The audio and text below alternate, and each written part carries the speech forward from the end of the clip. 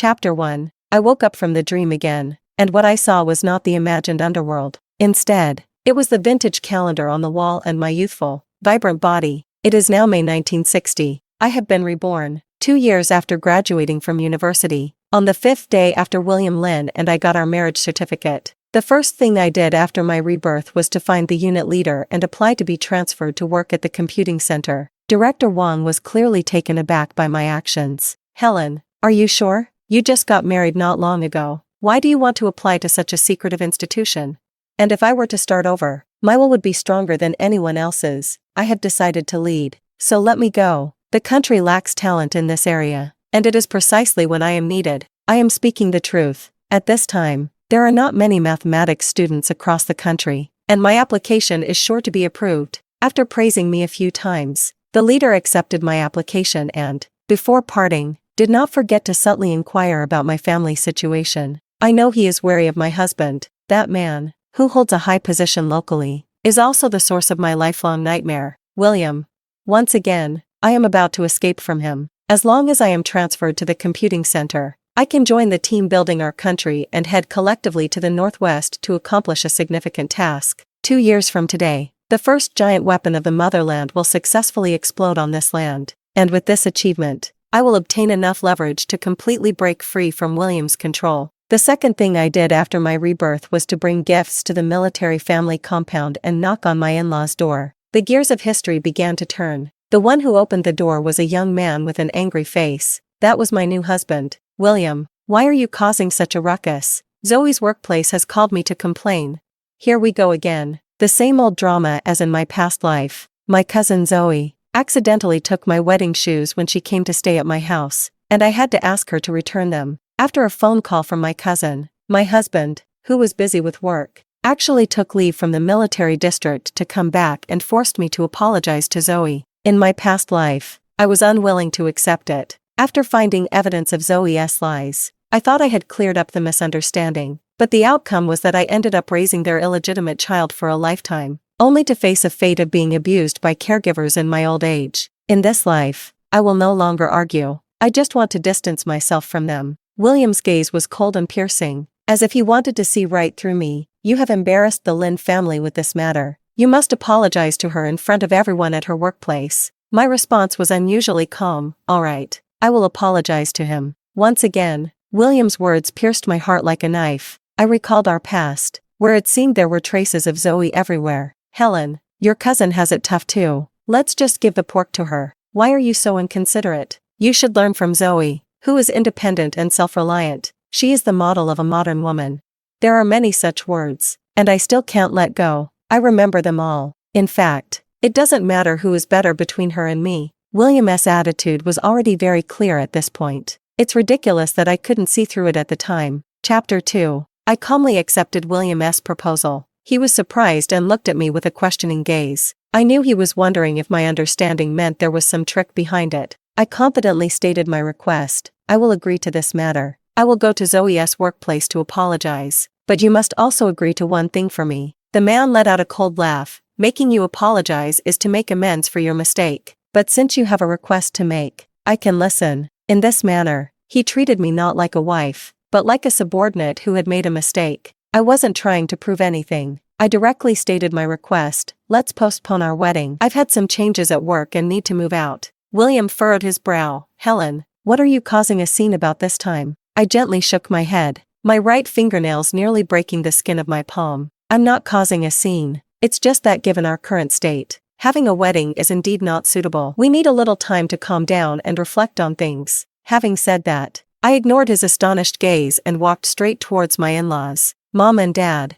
I'm being transferred to another unit. My salary will increase, but I won't be able to stay at home often. However, the living expenses I send back every month will be a bit more. The two greedy old men quickly agreed. I know, by manipulating his parents, William has no way to deal with me. Once I stepped out of the room, I didn't pay any more attention to him along the way. As I walked into our family compound, I happened to run into the person I despise the most, my cousin, Zoe. She smiled charmingly at us, still wearing William's military overcoat. Sister, you're back, just in time. I haven't eaten yet. Come on, let's go home. The two of them naturally held hands in front of me, while Zoe occasionally turned her head to give me a provocative look. It seems she has long forgotten that it was I who took her in and cared for her after her ex-husband threw her out. William indulgently allowed her to pull him along, all the way to our front door. Zoe naturally greeted me, "Sister, come in quickly, just leave your shoes at the door." When did it start? The two of them seem like the owners of this home, while I feel like a maid. William politely moved a chair for Zoe to sit down, his gaze intentionally or unintentionally glancing at her slightly protruding belly, naturally showing concern for her. "If you want to eat something, just tell your sister, and I'll have her make it."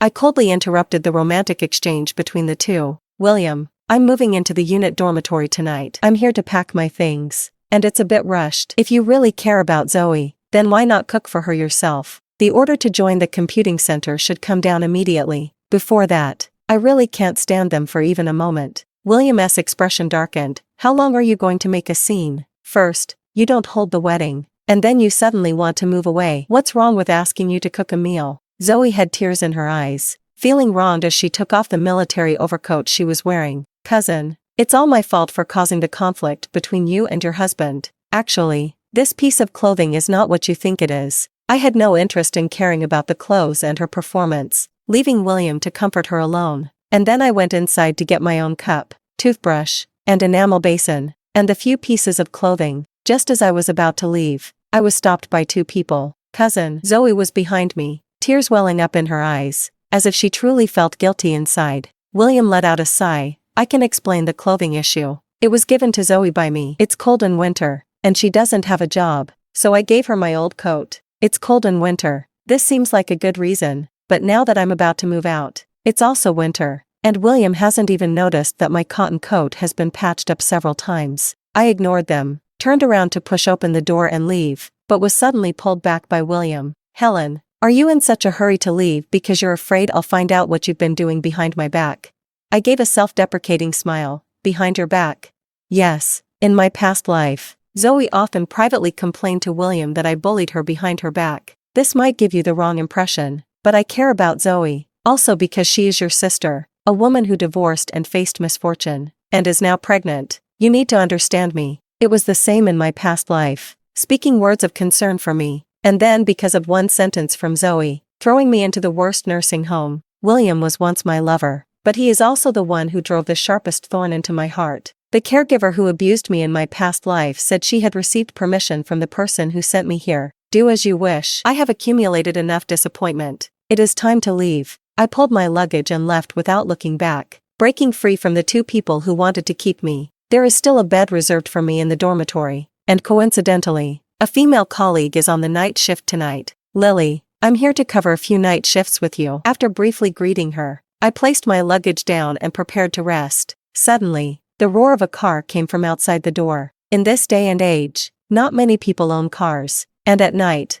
only he could drive into our unit. William politely knocked on the dormitory door. "Helen, stop being difficult and come home with me." I seemed to be quite useless, as in that moment I recalled that snowy night during the war years, when he had also come to knock on my door and brought me a steaming bag of candied chestnuts. But the next second, William's words made me feel as if I had fallen into an ice cave. "Helen, your little tantrum is causing trouble, but Zoe can't eat or sleep because of you. You really shouldn't hold a grudge against her, and you definitely shouldn't be jealous of your sister. After all, it was she who sent me to pick you up." My colleagues also laughed and advised me, "Couples may quarrel at the head of the bed, but they make up at the foot. You should just go back with him." "I won't go back." These few words felt like they were squeezed out from between my teeth, merging with the cold night. William impatiently tapped on my dormitory window. "Yeah, he came for Zoe, so why would he care about whether I'm doing well here?"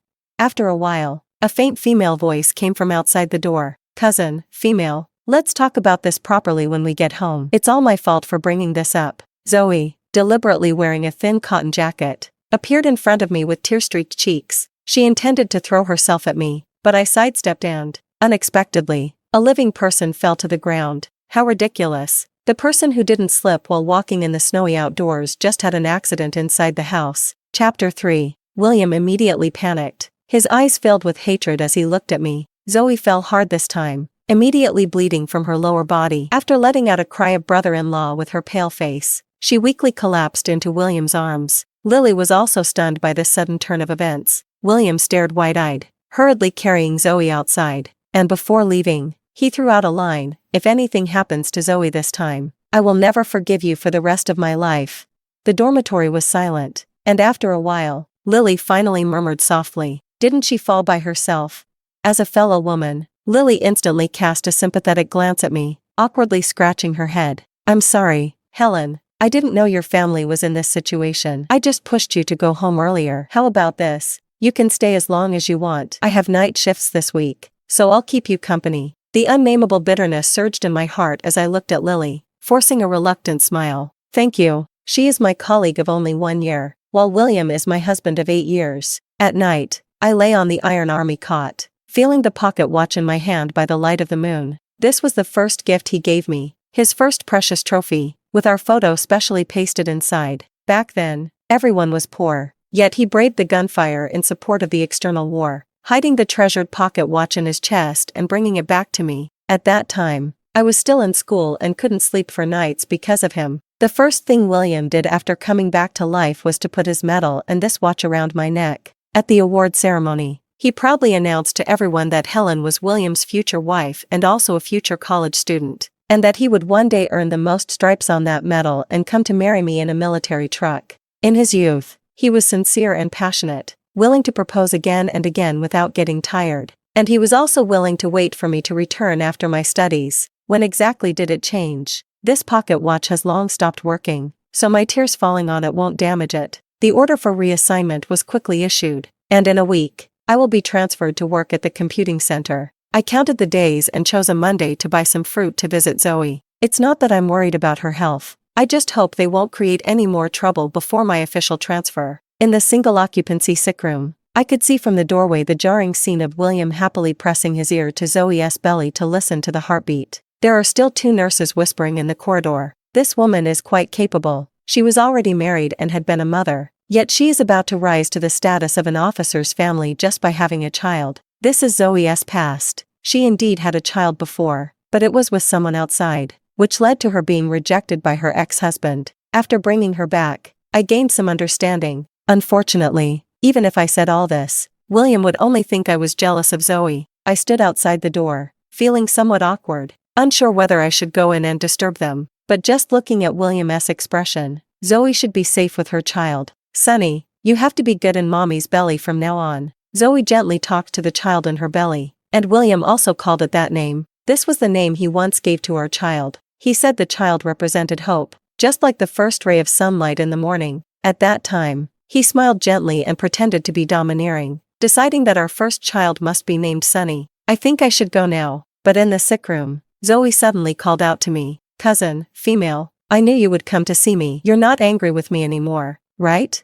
And William was a bit flustered, quickly getting up and straightening his clothes. "Don't overthink it." Zoe was in a dangerous situation when she first arrived, so giving the child a name would help calm things down. William rubbed his nose. "Besides, the child's biological father has already abandoned them. Zoe is pitiful, so it's better for the child to be registered under our household. Don't worry, it definitely won't affect our marital relationship." Once again, it was a commanding request for my opinion. If I opposed this matter, William would surely explode and argue with me. Unfortunately, I don't intend to oppose, nor do I have the mood to argue with him. It's just about registering the household. You can make the decision. As long as it doesn't affect my work and future, I have no objections to him marrying Zoe. After placing the items by the bedside, I had no interest in watching their nauseating performance and turned to leave. I've been very busy lately, so unless there's something major, don't come looking for me at work. As I reached the entrance of the hospital, William chased after me. "I said I wanted to register Zoe's child in our household register, and you just agreed like that?"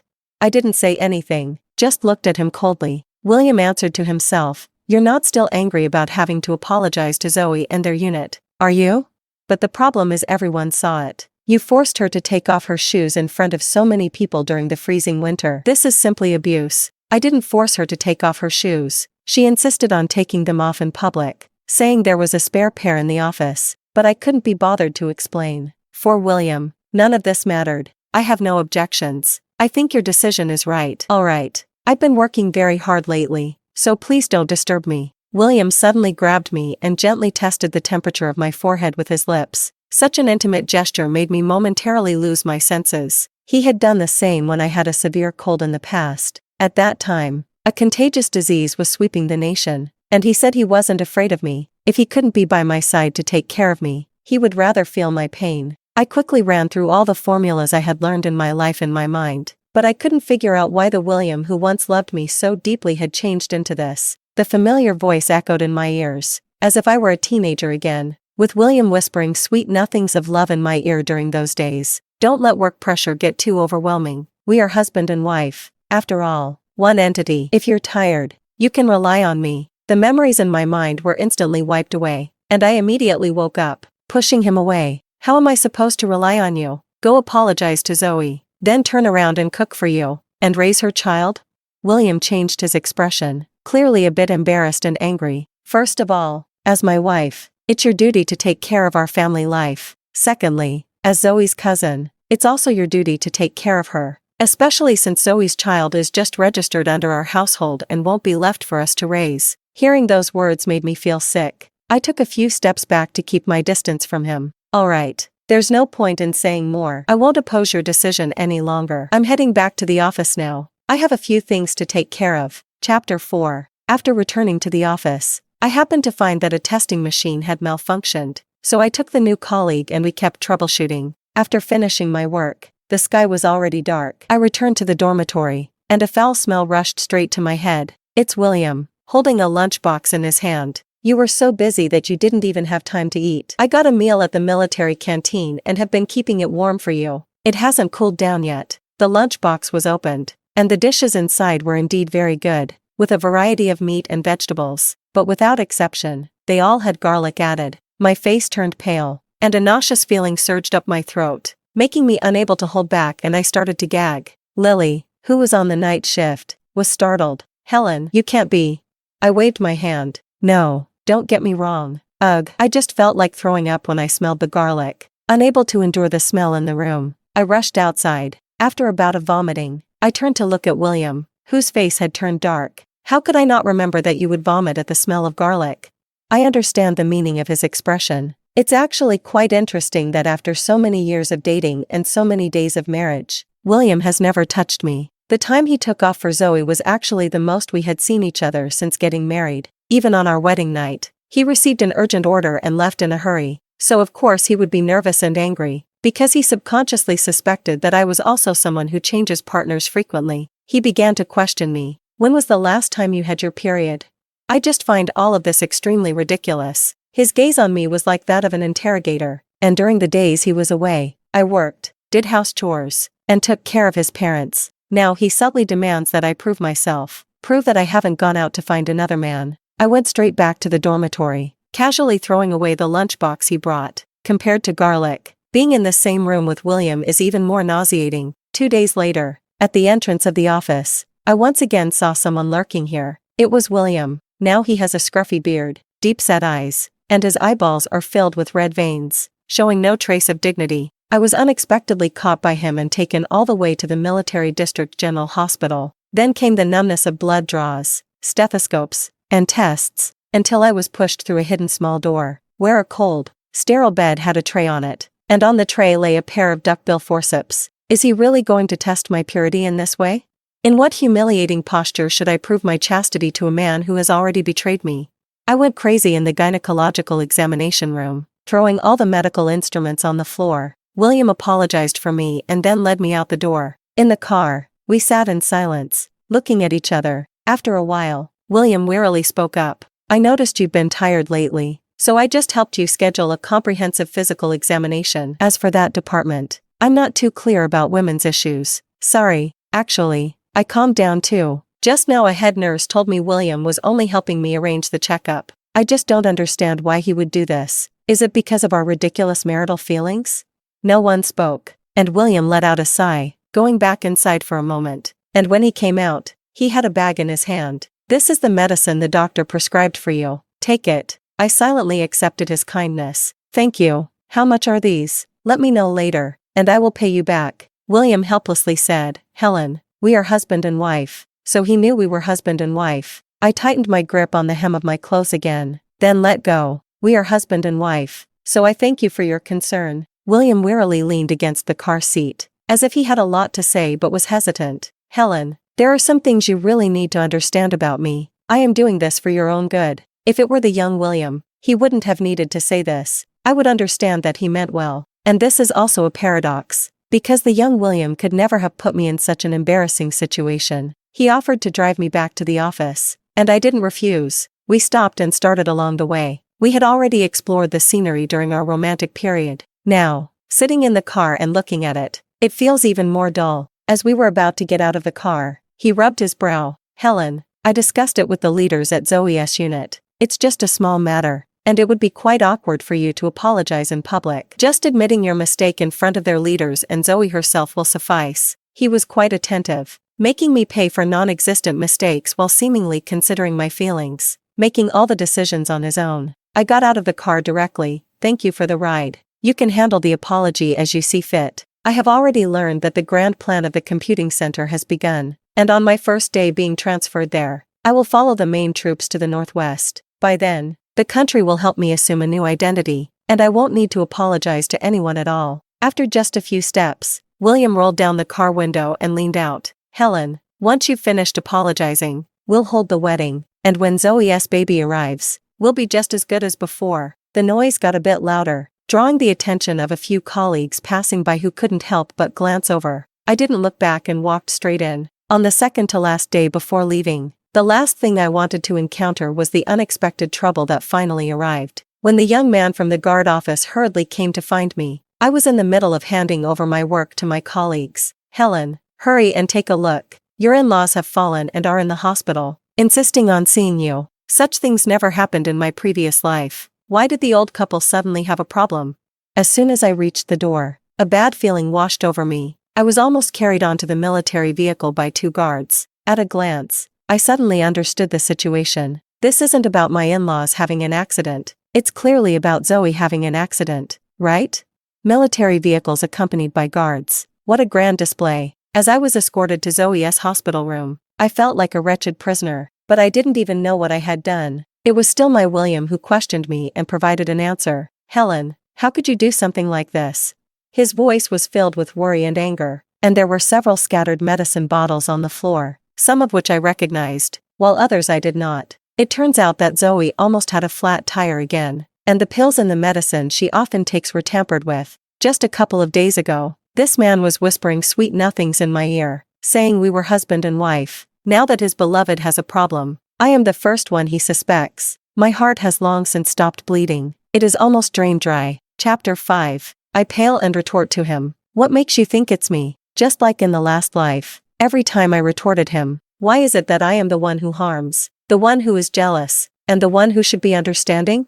And William has begun his usual reasoning again. He picked up a medicine bottle and waved it in front of me without any courtesy, just based on this. This is what I gave you a couple of days ago to treat your fatigue. It says not for use by pregnant women on it. So you had the wrong idea and wanted to abort Zoe's child because you simply didn't want his child to take up our household registration.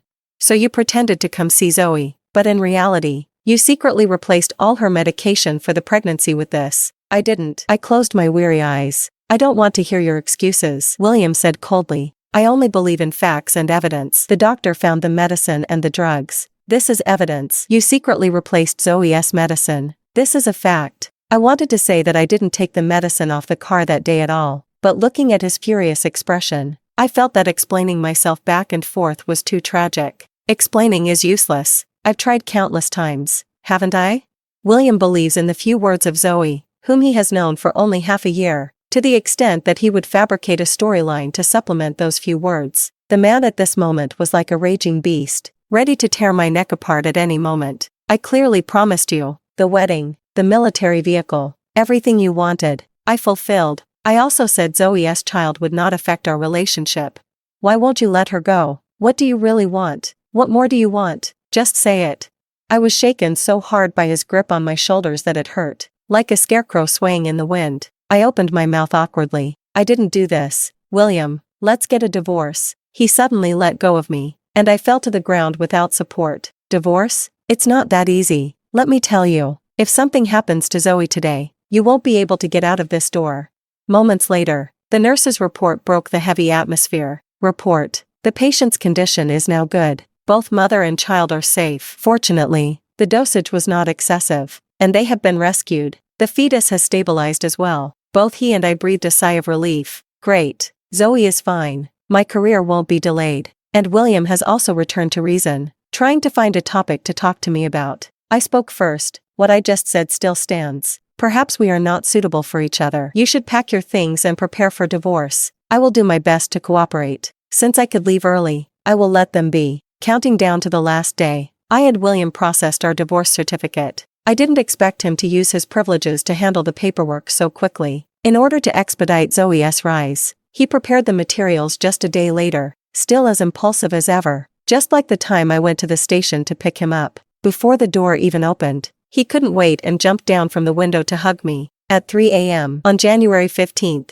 the top-secret plan of the computing center officially commenced, and all personnel files were collectively destroyed. I boarded the bus to the northwest under the gray, overcast sky. The former commander's wife Helen has already been buried here. What is reborn here is my brand new future. The car drove away, leaving behind the prosperous concrete houses and the streets lined with bricks and tiles. The surrounding scenery became increasingly desolate, and I understood that I would have to distance myself from the crowd from now on. To distance myself from the hustle and bustle of the big city, I must also turn away from the prosperous development of the future nation, and then pour all my youthful passion onto the vast land of the Northwest. I have already lived once more. Now I understand better than anyone that the path I have chosen is worth more than anything. Yet in this silent night, I still find myself hopelessly thinking of William. What is he doing now? Is he meticulously taking care of Zoe and the child in her womb? Or is he smugly waiting for me to humbly apologize to Zoe tomorrow morning?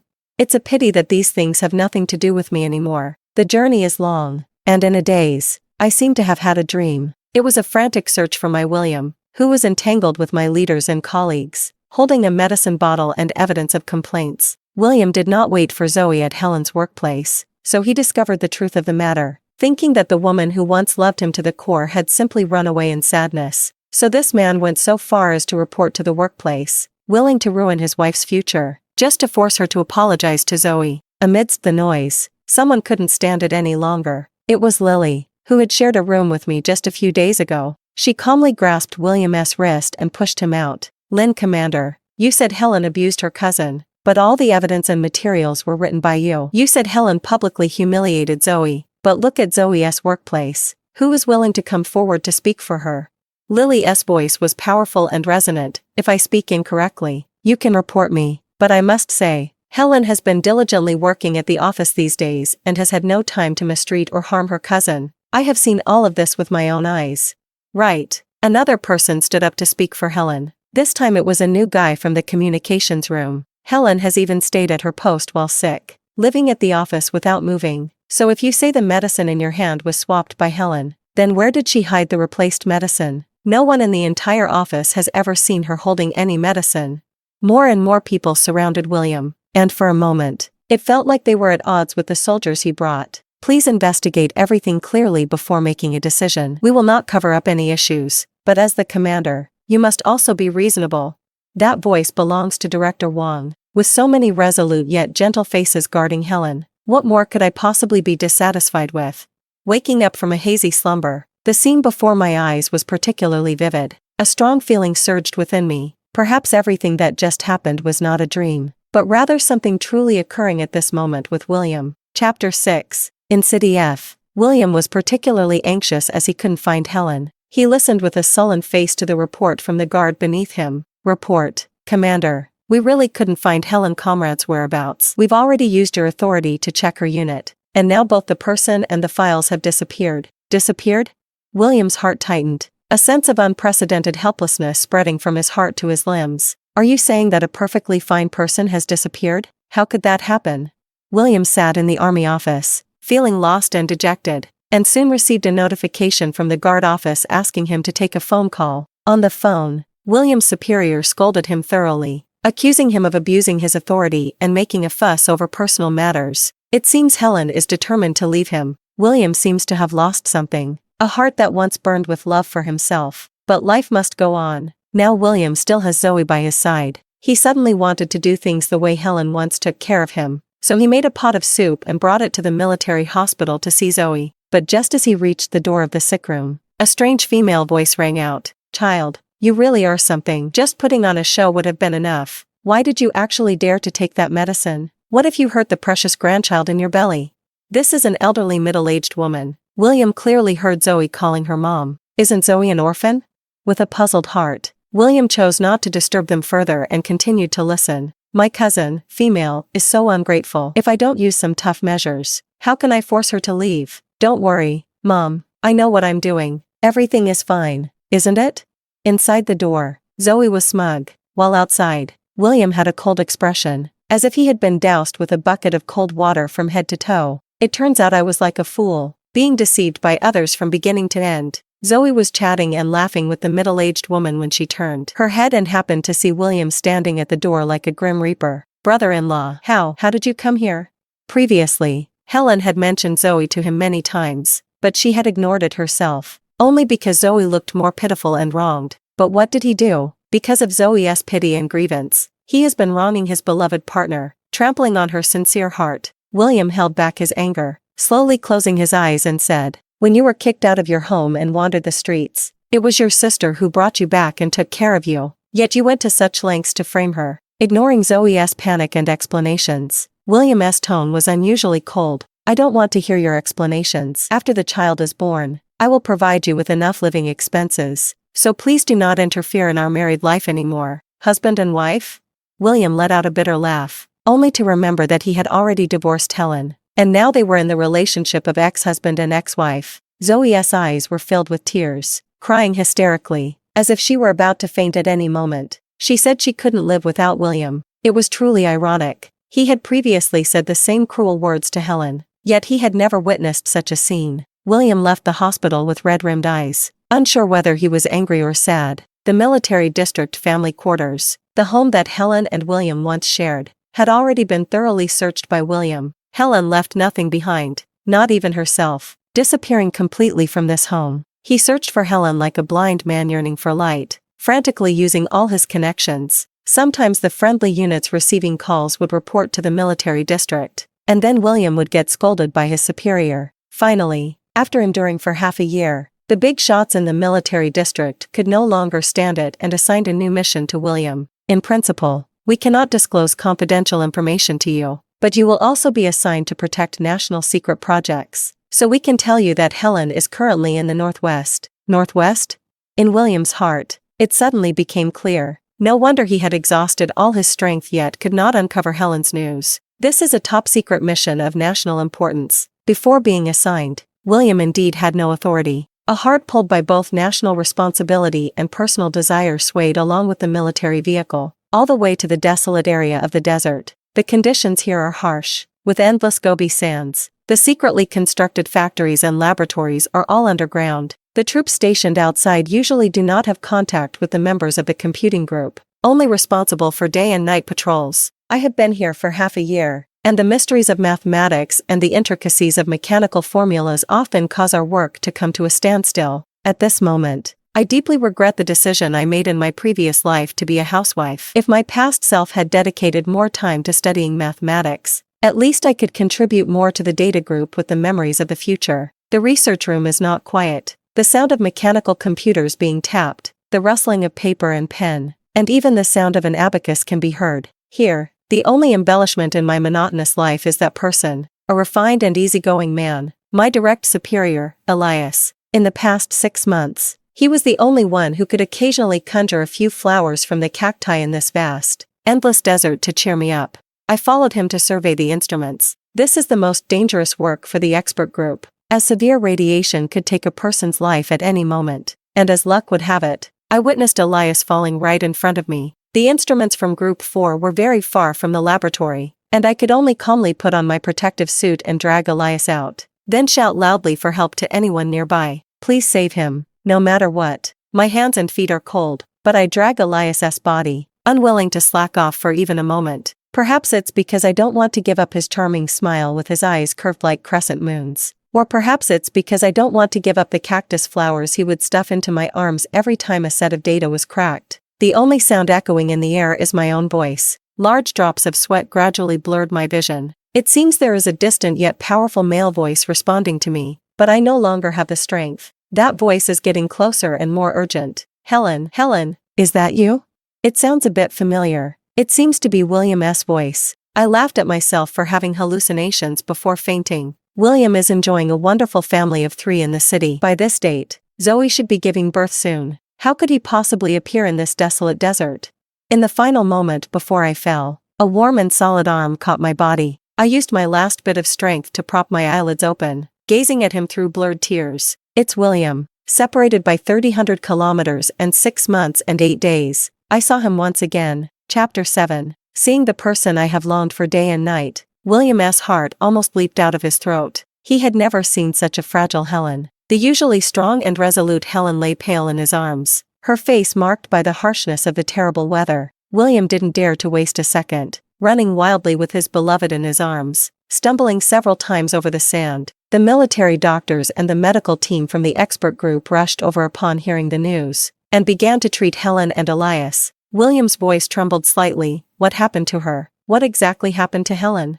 He had heard that the expert group needed to come into contact with radioactive materials, so from the very first day in the Northwest, William had been on edge. He would rather Helen not do anything at all and be dismissed by the expert group for poor work efficiency than let Helen take such a risk. The military doctor calmly replied, "She is severely dehydrated, and team leader Gua is suffering from exhaustion. Neither of them has any major issues and did not come into contact with the radiation source. In this desert, not dying temporarily is not a big deal." William had been sitting by the bedside, watching the doctor inject saline into the sleeping Helen.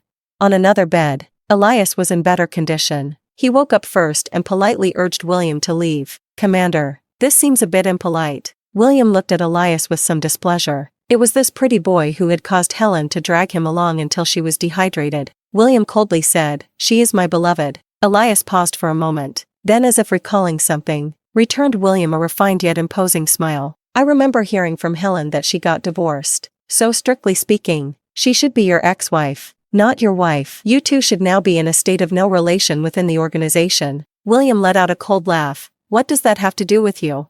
Elias seriously said, "Since she is not a family member, you cannot stay near the laboratory for long. The confidentiality of the expert group is paramount, and I hope the commander can understand." William cast a cold glance, sizing up the kid who had been provoking him since just now. With delicate features and a face like a pretty boy, he spoke with a sharp tongue, and this guy seemed to care a lot about Helen. This filled William with an inexplicable sense of crisis. The two men stared at each other in the sick room until someone from the laboratory hurried in to call away Elias, ending the standoff. After the troublesome person finally left, William began to awkwardly trace Helen's sleeping eyebrows with his fingers. Helen suddenly woke up and slapped his hand away. "Please have some self-respect, Lin, Commander." William was somewhat incredulous. It had only been half a year since they last met, yet Helen now treated him as if he were a complete stranger. The two looked at each other in silence, with William holding back 1,000 words he wanted to say, but the words caught in his throat. He could only force out a single sentence. "Who was that kid who just fainted?" "The one you were holding in the desert." Helen answered calmly, "You just need to know he is from the expert group. The rest is a secret." William continued, "Although this place is very desolate now, it's not good for you two, a man and a woman, to be hugging and cuddling. Besides, he's fine, just overly fatigued." Helen's voice sounded a bit impatient. "Why are you meddling so much? Why nitpick over trivial matters? Can't you be a bit more reasonable?" William stood frozen in place. Once, he had said similar words to Zoe when talking to Helen. Now, months later, when they met again, it was Helen who returned the sentiment to him. Seeing William again, my heart was in turmoil. I heard from the nurse in the troops that William volunteered to come here, but why would he choose to come to such a harsh place like the Gobi Desert? The troops are not like the expert group. Even when it comes to rewards and promotions, it's the people from the expert group who get promoted, which doesn't really help William's career. He has been trying to make small talk with me, and during this time when I am hooked up to N4, I rarely get a chance to rest, and William has been chattering in my ear. It's the first time I've realized that a man can talk so endlessly, especially someone like William. He looks a bit like he did in his youth now. Back then, he also had a lot to say, and when he saw me, his eyes would almost light up. But the world is unpredictable, and the past cannot be changed. "Helen, that guy just now, is he married?"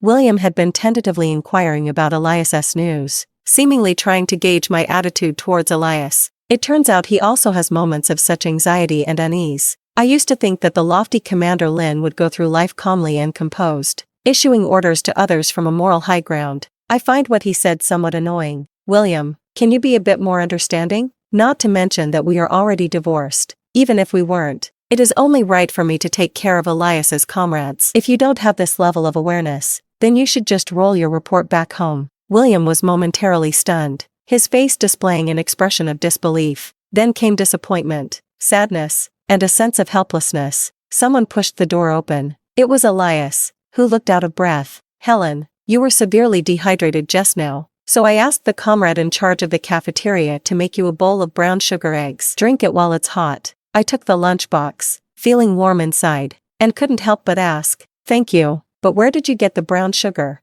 Elias smiled shyly. Last time when I applied for supplies, I used my own quota to request from the supply troops. The leader of the expert group has the authority to request some special items, but I didn't expect that a big man like him would not mention daily necessities, instead opting for brown sugar that he has no use for. Among my colleagues, although there are many women, I am the only one who has been advised by the doctor to take brown sugar due to recent anemia. My numb heart suddenly thumped a few times, a sensation I hadn't felt in a long time. Elias was sitting by my bedside, his eyes curved in a gentle smile, and at the foot of my bed is William, his expression icy, almost piercing through Elias. I smiled wryly and shook my head, silently sipping a mouthful of brown sugar water. No wonder at that time Zoe's clumsy methods still made William happy. I thought he was just unromantic, but it turns out it was this kind of feeling. Watching another person's emotions fluctuate because of me is indeed a very subtle feeling. It turns out William viewed me like this back then. My love and pain are nothing more than clumsy attempts at winning affection in his eyes. Chapter 8.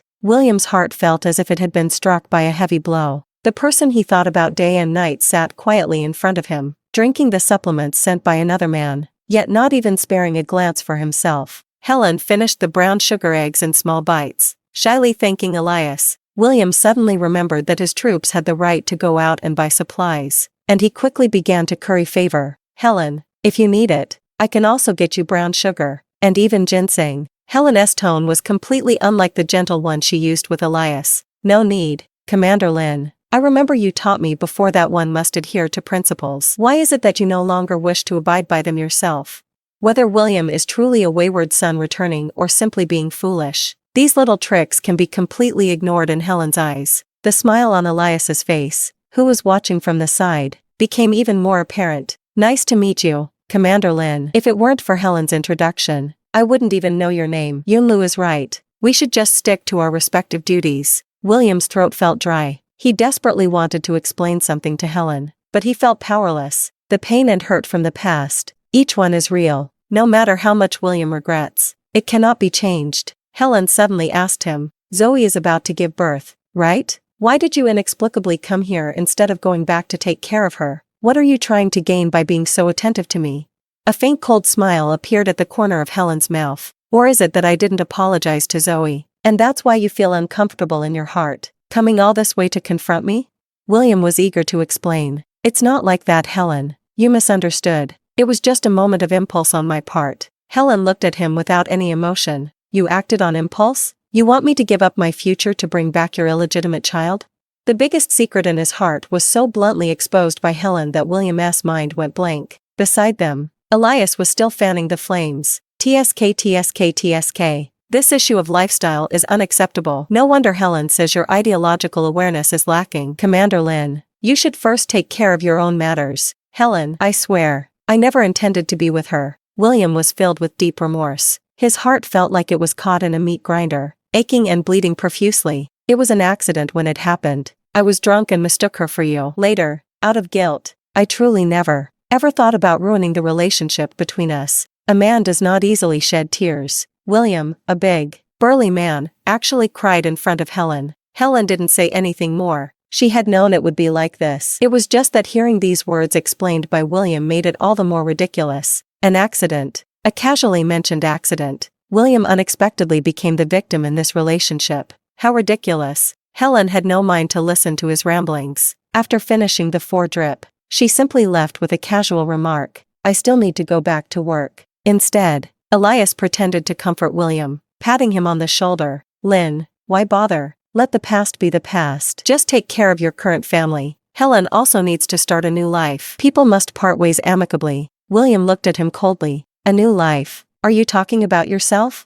Elias directly stated it, still smiling, but there was a hint of provocation in his gaze towards William. What's wrong with me? I believe I'm not inferior to Commander Lin. William only felt confused and troubled. Helen and Elias worked closely together, having far more opportunities to meet than he did. Even without feelings, they could develop feelings. Moreover, it was clear what Elias was after, and Helen was indeed single in her current marital status. In the laboratory, taking advantage of a break to get some water, Elias asked Helen, "Do you want him to stop appearing in front of you?"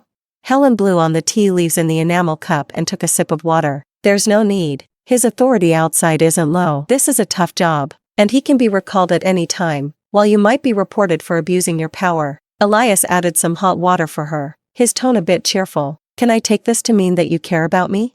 Helen smiled faintly. "I just don't want the people who care about me to be hurt because of me." After a brief exchange of pleasantries, the two continued to return to work. Helen did not think William could last long here. The conditions on this Gobi desert are harsher than in some places during the war. William still has elderly parents and a child on the way in the city, and his feelings for her, his ex-wife, are merely a lingering obsession. However, things did not develop as Helen had expected. 2 days later, the expert group received new instructions, requiring them to coordinate with the new factory director and hold a brief welcome ceremony. Helen, the data they calculated needed to be turned into mechanical components for repeated testing and refinement, so they had to frequently interact with the factory staff. The welcome ceremony was held at the factory. Helen and Elias attended the ceremony as representatives of the expert group. A familiar face appeared in front of the two in a uniform, as Director Lee from the logistics department warmly introduced. "Come, let me introduce you. The old factory director is getting a bit too old and can't handle it anymore. This is the new factory director transferred from City F, with a military background, and he's quite skilled in logistics."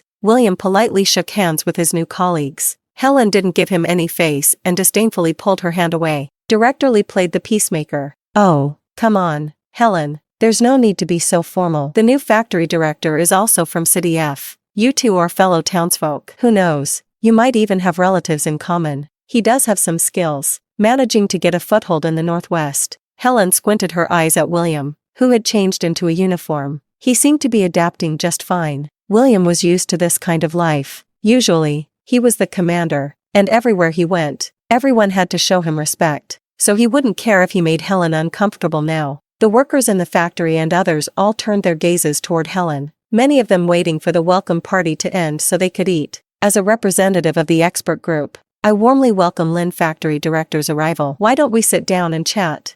A clear and gentle male voice sounded. It was Elias. He confidently shook hands with William again, then led a few people to the dining table for the expert group. After taking their seats, Elias cheerfully greeted everyone. "Let's welcome the new factory director." The workers erupted in thunderous applause, and soon everyone began to eat. The gazes that had been fixed on Helen vanished. Chapter 9. A few people took their seats, and the dishes on the table were similar to those of the workers, except there were 2 more pots of wine and a few plates of simple snacks. In the Gobi Desert, there are no formalities. Helen and the others don't engage in toasting rituals, usually just pouring their own drinks or clinking glasses. It's just that William can't drink alcohol, and this Helen knows, so she only poured a glass for herself and Elias. The two clinked their glasses, and the strong barley wine went down. William furrowed his brow and hurriedly spoke up to stop her. "She can't drink alcohol." Helen, after finishing her drink, raised her glass and looked at him, nonchalantly raising an eyebrow. "Of course I can drink. I'm from Northeast China. It's others who can't handle it." William was taken aback. He had never realized this issue before. All along, it had been Helen who accommodated his habits, yet he barely understood what Helen liked to eat. Elias served Helen and patiently explained to the new colleagues, "You may not be used to it yet. The climate in the Gobi Desert is harsh, and a glass of strong liquor is needed to warm the body. Otherwise, the nighttime temperature can drop to below -10 degrees, and even wearing a cotton coat won't help you endure it. Indeed, it is like this. The people in the factory are somewhat better off, but the expert group has important instruments to protect. Sometimes, to keep the instruments warm, they even have to contribute their own cotton coats and quilts. Only Helen is special. For the past 6 months, whenever there was a night mission, It was Elias who silently took Helen's place to guard the machines. Once, Helen wrapped the machine in a cotton coat, and Elias used the excuse that he couldn't sleep to lend his blanket to Helen for warmth. Across the table, William felt a pang of discomfort. Gritting his teeth, he poured some into his own bowl and took a big gulp. Director Lin has quite the drinking capacity, praised Commander Lee from the logistics department. The feeling of being drunk was light and airy. Soon, William was completely out of it. A warm yet strong shoulder lifted him up and carried him all the way to the factory's medical room. Helen only then noticed that the usually refined Elias was actually not shorter or weaker than the troop-born William. It was just that Elias was always gentle with her, so Helen often overlooked this point. After William was hooked up to N4, the nurse coldly asked, "Who among you is the family member? Family or comrades can stay. Just one is enough." Family member? Helen hesitated. She really didn't want to stay with William, but in this desolate place, he had no one else to call family. Elias replied to the nurse, "I am a family member. I will keep watch tonight." Turning around, he found Helen's eyes were like a little deer, quite adorable. Elias smiled and said, "Why are you looking at me like that?" Helen shook her head. "I was thinking, how broad must a person's heart be to help the woman they love take care of her ex-husband? What if that woman hasn't let go yet?" A hint of loss flashed in Elias's eyes, but he quickly returned to his gentle demeanor. "Perhaps it's not about having a broad heart, but rather love for the sake of love. Everyone becomes anxious because of love, and I am no exception." Elias opened the door and escorted Helen to the entrance. "At least I hope you have a good night's sleep tonight. That's enough for me." Life in the Gobi desert was monotonous, and William and Helen met more frequently, but it was always about work. William often found excuses to go to the expert group for data. At first, Helen would coordinate with him, but later it was replaced by the annoying Elias. This made him feel incredibly frustrated. When he returned to the laboratory to get new model data, William caught sight of the flowers that Elias had left on the table. What does this mean? Does Elias, the expert, have such a hobby? Elias glanced over and replied casually, "It's just a bit of life interest. After staying in the desert for too long, one will feel bored." William let out a cold snort. "Elias, the expert has delicate skin and tender flesh, and even his interests and hobbies are like a woman's. I just hope the data he hands over isn't as fickle as a woman's." Elias was slightly taken aback and countered logically, "Director Lin has an opinion of me, but this constant reference to women is clearly looking down on female colleagues. This is discriminatory language. I hope Director Lin can understand that more than half of the evidence handed to you by the expert group was indeed produced by women, as the country has entrusted us with this mission, regardless of gender." William was clearly dissatisfied with his response and continued to point out Elias's mistakes by gesturing at the flowers on the table. "You keep talking about the national mission, yet when it comes to work, you have the leisure to fiddle with these flowers and plants." Elias casually adjusted the flowers that William had pointed out for a long time. "Director Lin, when working in a harsh and monotonous environment, one needs to adjust their mood. You also came from the troops. May I ask, during the most difficult years of war, what role did the artistic soldiers play?"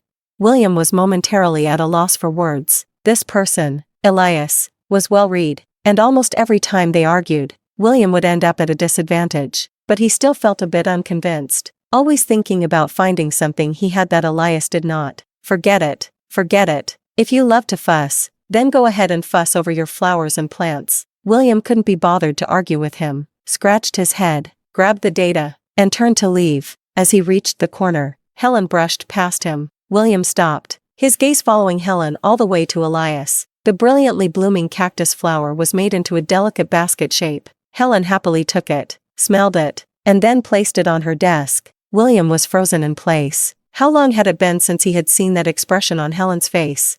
This bright, cheerful, and lively demeanor made Helen seem like a completely different person in front of William. After finishing with the flowers, the two of them seriously looked at the same draft paper, passionately discussing something. Even if William wanted to join in, he had no chance. He simply didn't understand mathematics. In the afternoon, a camera was added to the supply materials for recording purposes. Elias gained the right to use the camera, and with a small selfish motive, he took Helen to the vast, boundless great desert in the evening. This is the small hill where they often discuss work. From this angle, one can see the most perfect and round sunset. At this moment, the roundest sunset is glowing, highlighting Helen's unparalleled beauty. This instant is captured in Elias's camera. He secretly developed this photo and tucked it into the notebook he usually uses for taking notes. The Great Desert is harsh and cold, but fortunately, a warm sun has always accompanied him. Helen is Elias's son. Chapter 10. At the end of the first year of the deadly plan, 213 instruments were successfully placed, and the initial experiments on the weapons shell were successful. The connection between the factory and the laboratory has become closer. The workers began to team up with the expert group, checking the operation of each instrument one by one. William brazenly sought the opportunity to work with Helen. The two of them bundled in coats against the wind, walking in silence through the desert. He didn't know why it had come to this, especially since they finally had a space to be alone together. Words lingered on the tip of his tongue, but William never knew what to say. He could only wait, and then experience for himself the heart-wrenching pain and suffering he had once inflicted on Helen. The two of them walked for a long time and arrived at the designated location, but did not find the instrument. The loss of the instrument is a serious matter. Helen frowned and nervously searched the surroundings. There was a patch of sand that looked abnormal. Helen decisively jumped down, using her body to pull the instrument up, and shouted at William, "Catch it!" William hurriedly caught the instrument, and then was horrified to see Helen's body slowly descending. Helen bitterly closed her eyes, realizing that it was about to end here. The experimental plan had reached its most critical stage. Any accident with an instrument could lead to the failure of the superweapons production. If this cannot be done, the flames of war are likely to sweep across this land again. Helen has no other choice, having lived 2 lives. At least this time, death holds a bit more meaning. Just as she closed her eyes, waiting to be buried by the sand, a pair of strong arms embraced her from behind. Helen turned her head, and there was William's face, so close. "Don't be foolish, William. If you have the strength, pull away quickly while you can. If you insist on dragging me out, you'll lose your own life." William's voice trembled. "I don't care, Helen, I don't care." The force pulling her out grew stronger. William's leg was almost completely stuck, but he managed to pull Helen out. Just like Helen had just exerted all her strength to save the instrument, William sank himself into the sand and then threw Helen up. "William."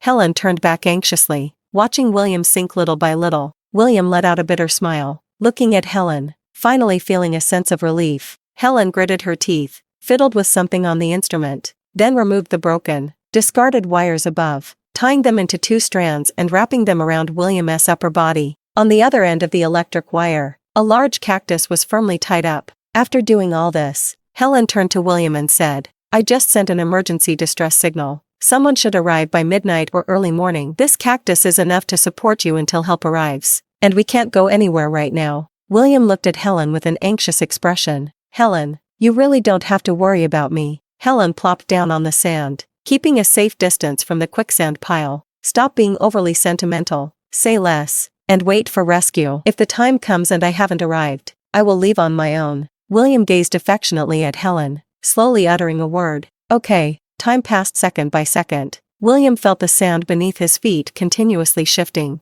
thanks to Helen supporting him with wires and a cactus. Otherwise William would probably be buried up to his neck by now. Now it's better. He only has his legs trapped. The rescue signal emitted by the instrument can only be reflected on another instrument, and it can only be discovered when someone checks the instrument. So Helen didn't have much hope for the speed of rescue. This era is not like the 21st century, where communication devices are very outdated, and in many places, messengers are still needed to relay messages. Once again, as the sun sets, the weather in the desert gradually becomes colder. Helen unconsciously wraps her coat tighter around herself. William stands in the sand, his eyes slowly closing. "Hey!" Helen called out to him. William forced himself to muster some energy. "I can't sleep now. Once I do, I may never wake up. Those who sleep will lose their strength and become heavy. At that point, it won't matter what is holding them up." William's throat was dry, and his voice was hoarse. "Let's talk for a while, otherwise, I will fall asleep." Helen looked towards the distant sky. "Do whatever you want, but if you explain anything to me again, I will turn around and leave." William didn't want to explain anything either. All of this was his own doing. He just wanted to know if Helen's heart, that once belonged to him, that warm and passionate heart, was still there. He pondered for a moment and cautiously asked Helen, "Why did you save me just now?"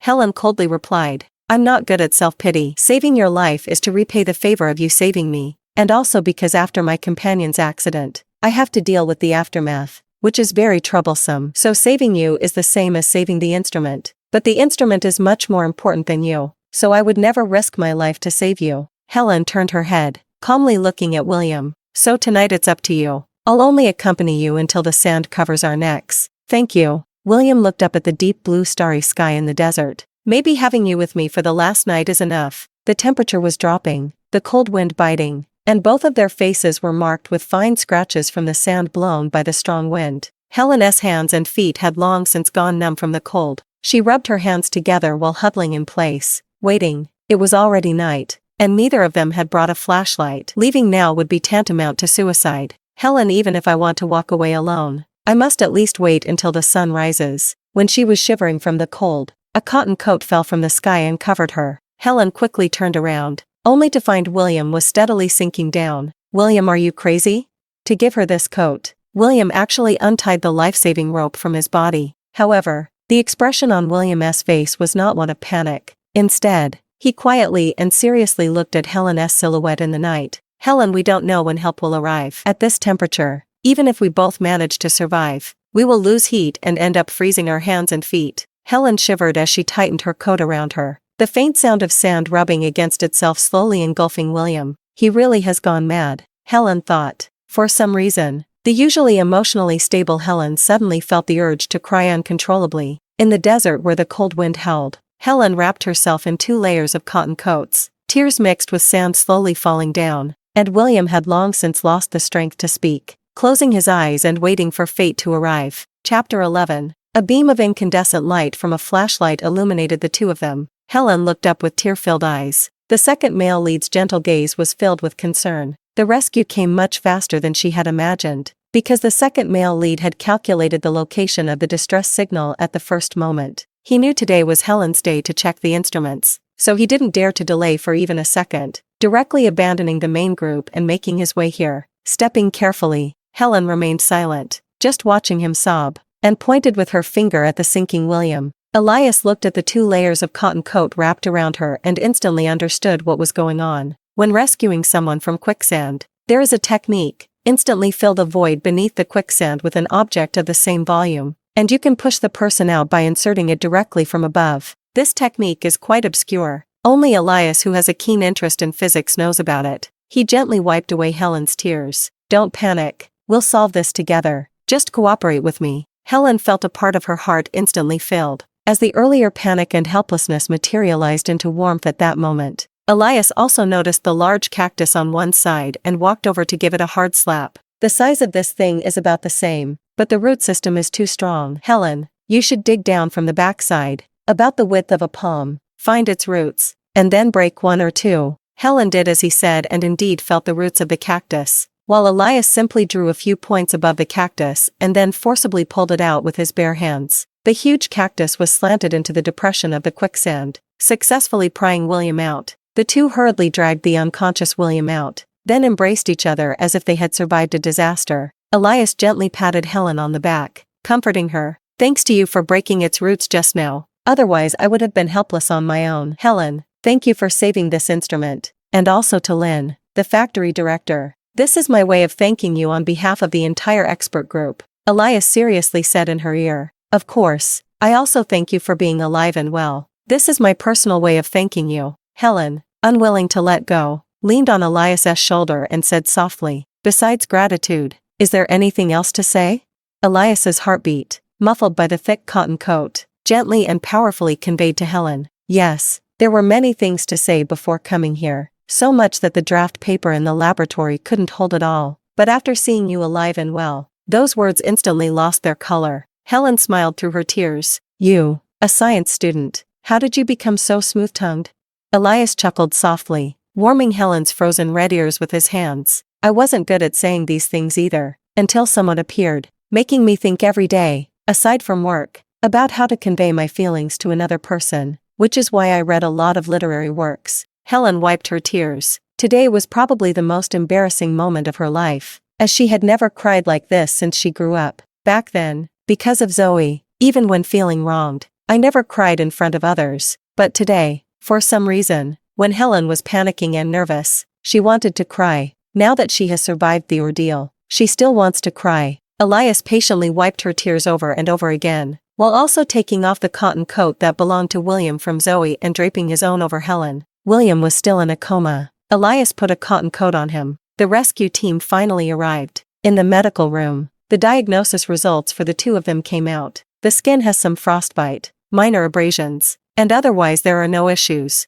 Helen was in relatively better condition, not needing to stay in the medical room for injections. Elias took her back to the dormitory. After entering the dormitory, Helen let out a breath, and after a while, Elias came in with a cup. As usual, it was the brown sugar stewed egg that he often made for Helen. This time he added some ginger to ward off the cold. Elias carefully handed the cup to Helen. First drink to warm yourself. I will go get you some water for your feet. The relationship between the two quietly warmed up, with an unspoken understanding between them. The steaming foot bath was brought in, and along the way, a few night shift colleagues teased Elias. Elias responded to each one with a smile, his expression relaxed and at ease. Helen leaned by the bed washing her feet, quietly observing Elias's slightly lowered eyes and long eyelashes. He is always so attentive and warm, and it is only for Helen that he shows this blatant favoritism. She can't quite pinpoint when she fell. Clearly, Helen had just escaped the whirlpool of love, having recently witnessed someone who loved him to the point of heartbreak transform into a demon. Helen said to Elias, "You know, I've been divorced. My relationship with William was not arranged. It was a love based on freedom. I spent nearly 10 years with him. He loved me deeply in our youth, but everything changed later, and we can never return to the past." Elias gently washed her feet. "Helen, everyone has a past. When I first started learning, I had no exposure to physics and mathematics." Having said that, Elias slowly raised his head, his gaze firmly fixed on Helen. "When I was a child, I studied in a private school. My parents were traditional. But when I first encountered mathematics, I knew it was a belief worth dedicating my life to. So as I learned, I ended up here. Helen, the first time I saw you, I just wanted to treat you well. You deserve all my efforts to cherish you. For me, you just need to be yourself. No matter how much you change in the future, you will always be you." Helen never thought that chatting late at night with the person she loves could be this joyful. Elias was like another piece of the puzzle in her soul. The two of them could understand each other so well that they even knew what the other was thinking. To be honest, it was Elias who showed her another possibility in life, a possibility of breaking free from being moved by love, and from the responsibilities of a good wife and mother. Although the conditions in the desert are harsh, this place offers true freedom. Here, Helen is merely expert Helen, not the good wife of her husband or the good daughter-in-law of her in-laws. After washing her feet, Helen fell into a deep sleep, while Elias thoughtfully closed the door for her as he left. He still wanted to check on another person, the man who kept calling out Helen's name in his dreams. In the sick room, William had already slowly awakened. The person who came in to see him was not who he wanted, instantly ruining William's mood. "What are you doing here? I remember you don't have any authority over Helen, right?" Elias calmly sat by his bedside and poured himself a cup of hot water, drinking it himself. "Now that we have it, we are dating with marriage as a prerequisite." William was so angry that he almost climbed out of the hospital bed, only to pull at his wound and grimace in pain. You are taking advantage of someone in a vulnerable position." Elias looked at him strangely. "It's just a natural thing when feelings are mutual. How can it be called taking advantage of someone in a vulnerable position?" Chapter 12. 2 days later, early in the morning, the little nurse in the medical office was waiting at Helen's door with a worried expression. "Although I feel quite embarrassed to trouble you, Helen, the expert, but Lin, the factory director, is really too annoying, making it impossible for us to carry out our work." After arriving at the laboratory, Helen was called to take a few phone calls. These calls were all from several leaders or heads of other departments, including her direct supervisor. Without exception, these calls urged Helen to take care of William for a couple of days. Helen lost her mood and spent the entire day buried in work at the laboratory. Anyone entering the laboratory or the computing group must maintain absolute silence. The expert group members work, and naturally, no one dares to disturb them. In the afternoon, several more calls came in, and Elias helped Helen screen them all. Just when she finally got a moment to breathe, it was Elias coming over to explain William's condition to Helen. "His current situation is indeed not optimistic. I heard from several doctors that because his lower body has been exposed to cold for a while, there is a possibility of surgery or amputation. If that happens, he won't have much time left. It's estimated that he will be transferred to another hospital next month. Otherwise, he might not even survive." Helen curiously asked, Are you pleading for him on my behalf? Elias shook his head. No. I know you won't agree. This is putting you in a difficult position. I'm just explaining the situation to you. Ignoring this situation is clearly unrealistic. During this time, I can take care of him. To avoid him misunderstanding that I'm trying to sabotage him, I need your cooperation to clarify the situation. Elias gently gazed at Helen's eyes. Because I still need to meet William to explain the situation. This will put you in a difficult position. I think I can't make a hasty decision. Do you have a better way to resolve William's issue? Helen shook her head. The biggest characteristic of this person is his stubbornness. He won't give up until he sees me. Anyway, since he's leaving, it wouldn't hurt to take a look. It's also good to take this opportunity to clarify things with William. It must have been that night when I saved him, and William misunderstood and became overly sentimental again. He is always like this. When I treat him well, he casts me aside like a worn-out shoe, not cherishing it at all. And the ones who truly didn't take him seriously, William, were the ones he cared about deeply, such as the original Zoe, and now Helen. In the single patient room of the medical room, William was staring blankly at the ceiling. The door creaked open, and a familiar voice sounded. What trouble are you causing again? You're already so grown up. Can't you understand a bit more and stop being a nuisance to others? It was Helen's voice. William widened his eyes and propped himself up to sit on the bed. I thought you wouldn't come. Helen didn't hold back either. Of course I didn't want to come at all. But I couldn't resist your constant connections and attempts to morally blackmail me, so I had no choice but to come. Understand? Helen pointed to the window. Right now my body is here, but my heart is elsewhere, so from the very first second I walked in, I've wanted to leave this place. Understand? William looked at Helen with red eyes, lost in thought. Do you really have to say it so harshly? Helen said. Please do not confuse the concepts, Director Lin. We do not have a relationship mediated by emotions. William looked at her with eyes like a dog that had made a mistake. Helen, can we go back to the way things were? Helen moved a stool, sitting far away from him. No one can go back to the past. There is no magic in this world that can turn back time. She wouldn't even sit a little closer to him. William let out a helpless bitter laugh. I made a huge mistake and am willing to spend my life making up for it. Right now, I just want that person to come back to my side and give me a chance, even if it's just once. On William's bedside, there was a bag of apples. Helen walked over directly and picked one, breaking it open with her bare hands. Ask it if it is willing to give me a chance to stick it back together, put it back, or reattach it to the apple tree, and then deceive myself into thinking that it is just like before. William, apples will rot, and so will people. 2 halves of an apple were heavily thrown onto the bedside. The nurse came in to change the medicine a few times, during which no one spoke again. Time dragged on until evening. Helen got up and left directly. My visiting time is up. I have to go. William comrade, please remember that every day, every minute, every second I spend here, you are delaying the data calculation progress of the expert group, and also delaying the calculation progress of the national research. William stared at the ceiling and said nothing more. For the next few days, Helen was the same. She would come in, sit in silence, and leave when it was time. Even though William was almost done with the 4-drip, Helen was adamant about not calling the nurse for him. The 2 of them seemed to be in a boxing match, one attacking and the other defending. Helen was fed up with William acting this way. Clearly it was his ruthless use of privilege that kept him here. Yet William put on a victim's facade, dragging out time with Helen. Endless disappointment had accumulated, and by now, Helen had little feeling left. He has always been like this, forever selfishly standing on a high pedestal, unwilling to consider things from others' perspectives. After a week, Helen could no longer tolerate it and began to report to the leadership step by step, condemning them for prioritizing their own interests over the progress of the research. After all, Helen is part of the expert group, and no one would genuinely offend her for William. Soon, Helen received the order not to take care of William. On the last day, William suddenly pleaded with Helen not to leave, tears streaming down his face. Please, don't leave me, okay? I would be fine just being a nameless, insignificant little follower by your side, as long as you don't leave me. I was wrong. Helen coldly shut the door, while William, in a panic, got out of bed with a limp, kneeling by the door and knocking incessantly. Don't go. Do you really not care at all? Have you forgotten everything that happened before?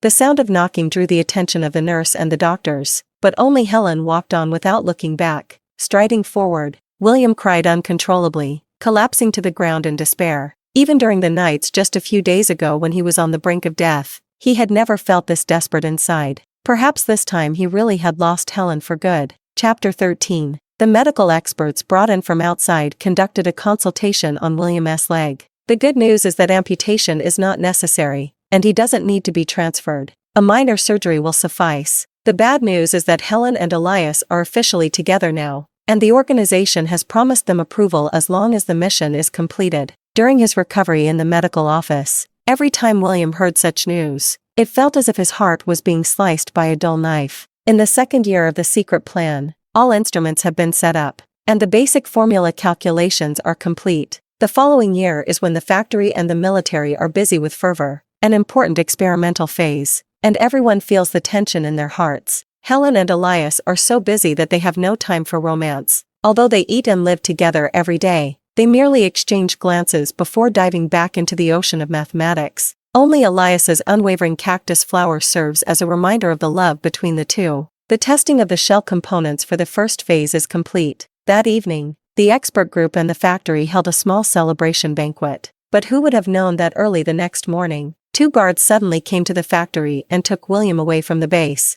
In a pitch-black small room, William's direct superior from the troops rushed over, his face dark as he interrogated him. "Why did you leak the information about this plan? This is top secret, don't you understand?"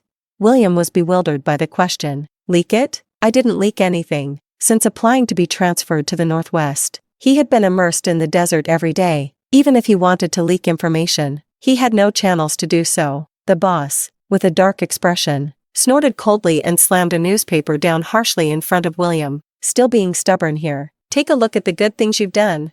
On the black and white newspaper, there is a striking headline. "Extra, extra, a woman searches for her husband across 1,000 miles, who is suspected to be a member of a national secret team." In a brief report, the factory's number and the base's location are clearly stated. William was sweating profusely. Leaking secrets is a capital offense. Even leaders can't escape punishment for it. But the problem is, he hasn't told anyone. Your wife has really made a name for herself, carrying the child all the way west, asking everyone where this troop is located. Fortunately, our people discovered her in time and stopped her. Otherwise, this little report would not be a draft version, but a published edition.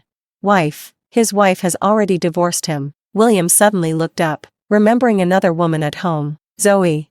When applying for a transfer, I had casually written the troop number in my notebook, and the address should have been exposed when I sent money to Zoe after the child was born. When talking on the phone with Zoe, he repeatedly reminded her not to let it be known, as the environment he worked in was an absolute secret. She boldly carried the young child and headed west, telling everyone about the secret troops. If it weren't for the quick response of the people from the City F military district, William would have already been in jail facing a firing squad. William felt a wave of fear wash over him, cold sweat breaking out on his back. He believed he had not wronged Zoe and her child, as most of his monthly salary was sent to them, but this woman almost took his life. Since William started working at the secret base, he received his first disciplinary action. You can no longer serve as the factory director. Instead, you will be reassigned to the outer circle to continue leading troops, just as part of normal ground forces training and patrol. Additionally, I have kept your wife and child. When the time comes, I will send them to you as military dependents. Keep an eye on them, and don't let them run around again. Also, don't talk about this outside.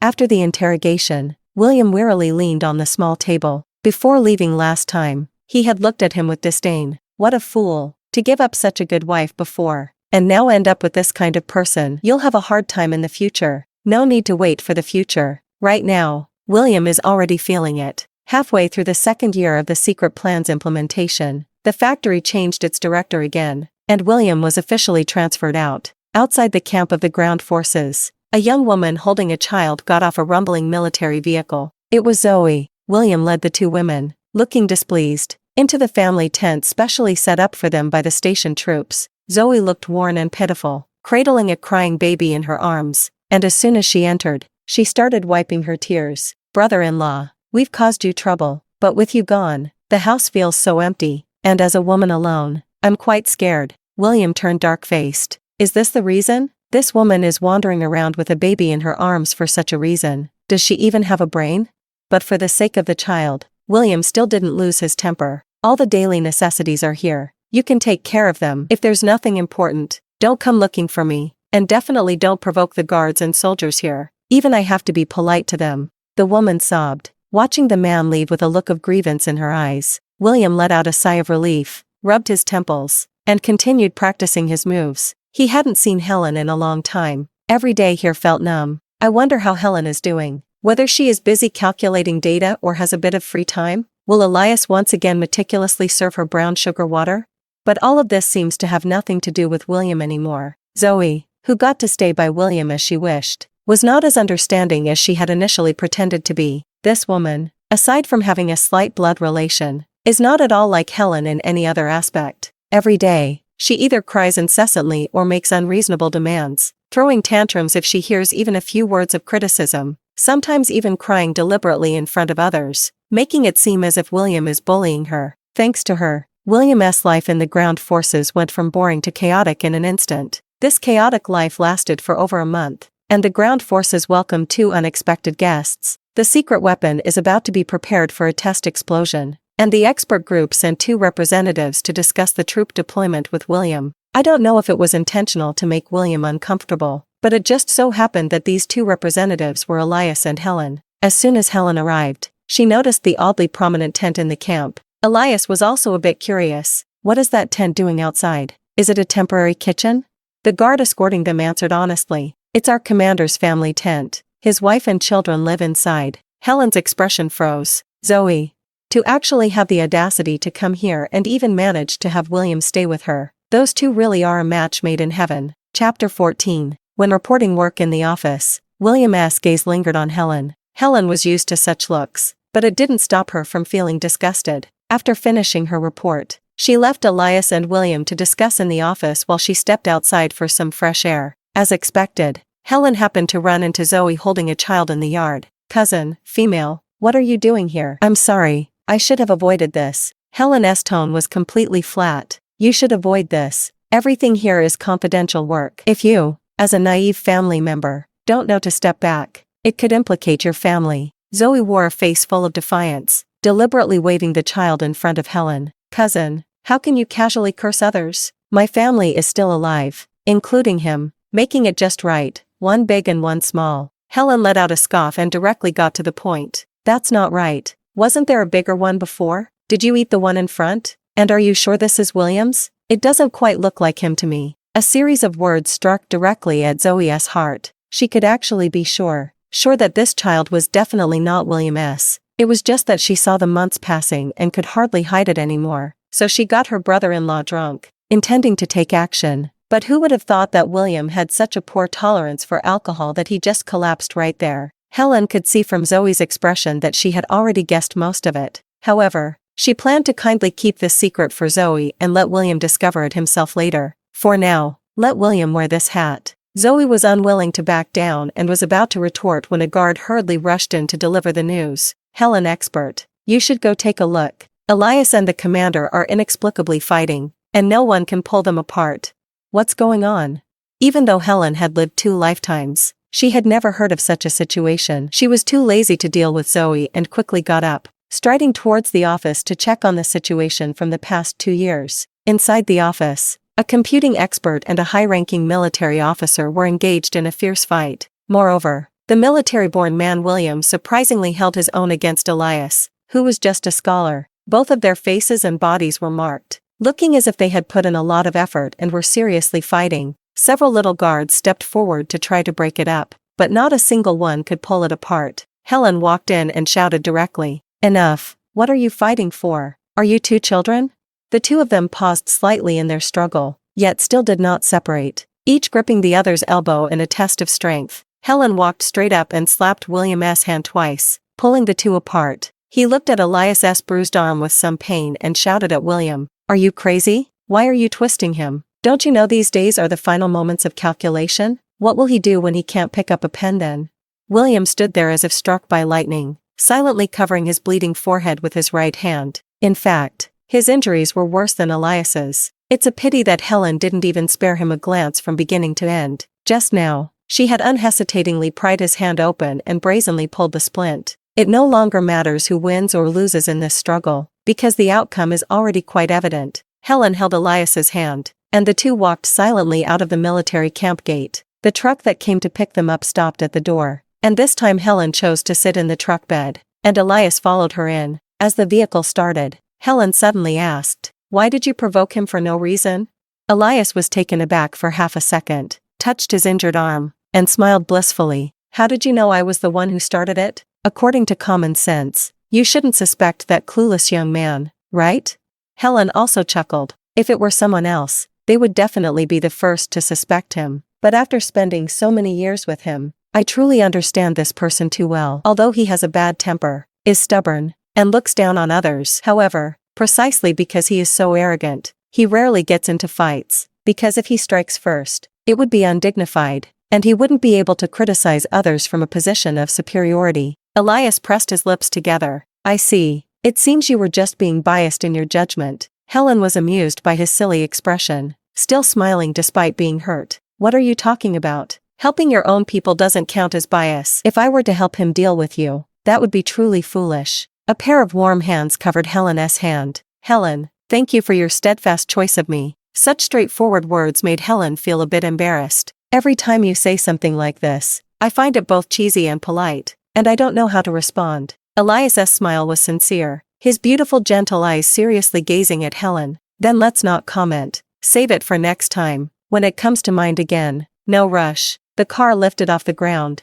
heading towards their shared career and future. This currently small and hidden research institute will burst forth with brilliance that captures the attention of the entire world once this great plan succeeds. In the upcoming work, Elias and Helen remain the most harmonious partners. In the ground forces, William sat in the office pondering for a whole day. The events that have transpired over this period have been too chaotic, so chaotic that he has no mood to sort them out. Zoe came in holding the child, crying and wailing. "Brother-in-law, my brother-in-law, we are already together, yet I still have to call you this way." William was troubled by her tears. "Call me whatever you want. It doesn't matter what you call me." Zoe was even sadder. "You don't understand what I want at all. Is it just this mere title? I have followed you without a name or status. Coming to this desolate place, I walked 3,000 miles alone with a child, just for this title?" William remained silent. After so many days of arguing with Zoe, he was exhausted and had already mastered the art of selective deafness. He didn't not understand what Zoe really wanted. It was just that what she wanted was something William could never provide. Zoe received what she wanted from Helen 10 years ago. Everything now can only be described as a mistake. One misstep leads to another. I don't know at which point it all began to collapse completely. William spoke with a tired and hoarse voice. "Zoe, if it doesn't work out, I can arrange for someone to take you back. You choose. Will you return to the military district family quarters in the city, or stay here?" Zoe's sobbing had lessened by half. "I'll go back to the family quarters." William rubbed his temples and closed his eyes in exhaustion. Okay, Chapter 15. After establishing connections with the old leaders, William successfully obtained a pass to send Zoe back. On the day before leaving, William helped Zoe pack her luggage. "We agreed this would be the only time. After you go back, don't run around with the child anymore. Once this mission is completed, I will return." Zoe quickly nodded in agreement. At the end of the second year of the secret plan, there was 1 month left until the ultimate weapons test explosion. Zoe went missing, escaping from the ground forces vehicle with the child, disappearing alone into the vast Gobi desert. William frantically mobilized all the troops to search for her. Now is a critical juncture for the secret weapons trial run. If anything goes wrong, the hard work of millions will be ruined in an instant. And Zoe, this foolish woman, is a ticking time bomb placed here. In the laboratory, Helen fainted in front of the equipment. Such scenes repeat many times every day. Sometimes it's a material leak, and the affected people, without exception, all sacrifice their young lives. Other times, it's just a false alarm, merely due to exhaustion. Elias didn't dare to gamble. He wasn't even wearing a protective suit, yet he ran with Helen across the desert, racing towards the medical room. If it really is radiation, then let the two of them sacrifice their youth here together. Half an hour later, in the medical room, Helen slowly woke up while receiving N4 drip. Beside her was Elias, who was dozing off. It turned out he hadn't rested much either. The two of them closed their eyes, silently enjoying this rare moment of tranquility. It seems this time it was just a false alarm. Both of them were fortunate and only overly fatigued. Zoe has been out for 3 days now. William felt a bit complicated. On one hand, they still hadn't found her, but in the desert, she probably wouldn't survive. At least she wouldn't get into trouble. On the other hand, my young child passed away in the desolate northwest. He gave up searching for Zoe and focused on the upcoming test explosion work. The ground forces welcomed an unexpected guest. This time it was Elias alone, and not to report on work. William stared at the man across from him with a bitter expression. I didn't expect you to come to me one day. It must be for Helen. Elias remained silent. Besides her, it seems we have no other connections, and we don't see eye to eye. William let out a bitter smile. Indeed, I hate your refined and delicate demeanor, but I have to admit that sometimes you are much more responsible than I am. He was held back by his pitiful self-esteem. How could he possibly be willing to ask someone he despised, like Elias, for help for Helen? William said, Aren't you afraid that I might make a very insulting request out of revenge?